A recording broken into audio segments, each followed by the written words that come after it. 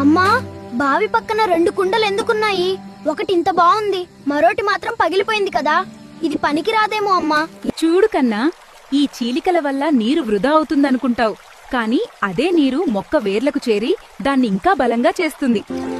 భిన్నంగా ఆలోచిస్తే అదే లోపం మంచిగా మారుతుంది.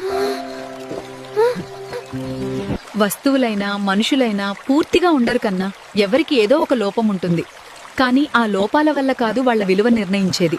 వాళ్ళు ఎంత ప్రయత్నిస్తారు, ఎలా ముందుకు సాగుతారు, ఎంత మంచిని పంచుతారు, అదే వాళ్ళ నిజమైన అందం. మన జీవితంలో కూడా ఇలానే. కొంతమంది చూడటానికి చాలా అందంగా ఉంటారు, కొంతమంది లావుగా ఉంటారు, కొంతమంది పొట్టిగా ఉంటారు. కానీ అందంగా లేనివాడు అని విలువ లేనివాడు కాదు, లావుగా ఉన్నవాడు అని బలహీనుడు కాదు, పొట్టిగా ఉన్నవాడు తక్కువవాడు కాదు. గుర్తుపెట్టుకోకన్నా, సరైన దారి చూపితే సరైన అవకాశం